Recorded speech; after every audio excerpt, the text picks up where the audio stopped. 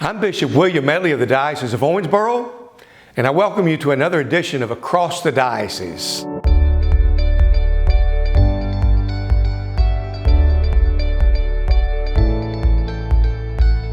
Today, it's my joy to welcome Tom Lilly, who has come home to the Diocese of Owensboro. He's been a part of the Diocese of Owensboro for a long time, but took a little detour. Life called him on a detour. But as of June, he returned to us as Chancellor and Chief Administrative Officer. So, welcome home, Tom. Thank you very much. Appreciate it very much. Tell me a little bit about your first life of work with the diocese and when that was, what era that was. I came in about 1988 and I worked about 2003, and primarily it was in the area of stewardship and development, but I was also the coordinator of staff for the diocese as well. So it gave me a lot of opportunities to get out throughout the diocese and met a lot of wonderful people, the pastors and the people in the parishes that were working in stewardship. And so I really felt like it was one of the great jobs in the diocese, because if you're in a parish and you're trying to teach stewardship and you're trying to raise money and you're trying to, which is a part of it, but there's a bigger piece of it, but those are the people that are really the most generous, the most engaged, they were the most active people in the parish. So I always felt like I got to work with some of our best.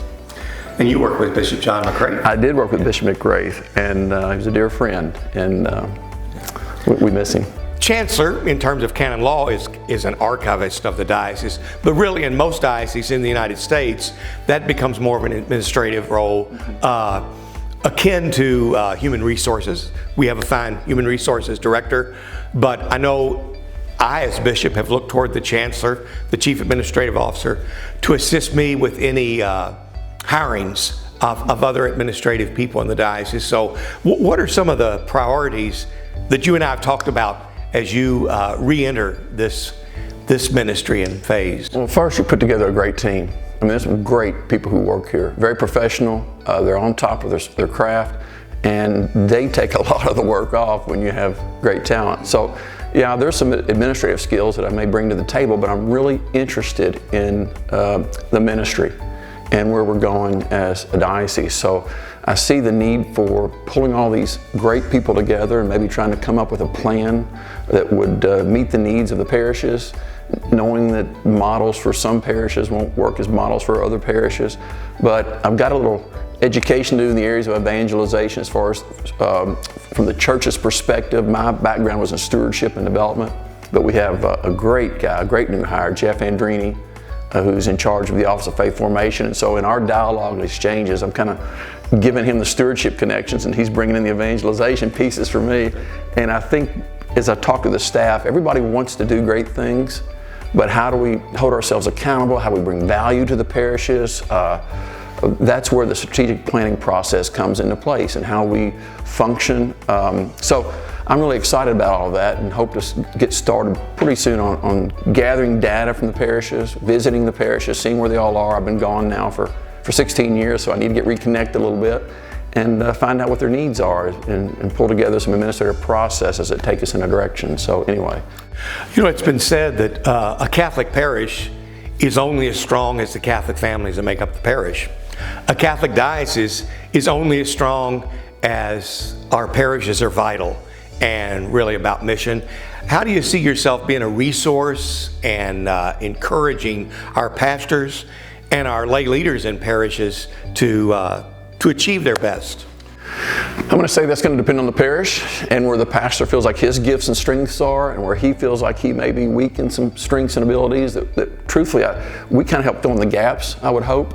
But we need to be very much engaged with our families and our communities, and don't all fall on the pastor either. How do we train lay leadership to take these leadership roles and helping organize some of these engagement processes? Certainly the pastor is a vital role, but there's also our responsibility too.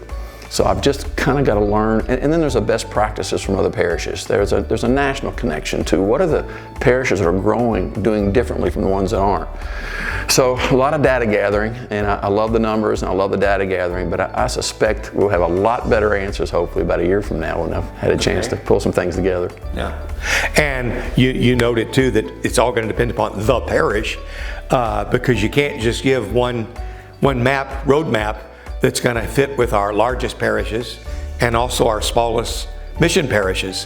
It's trying to create something a little generic, but try to drill down and get those fingerprints and understand where they're unique and where our services as a diocese make us invaluable to them.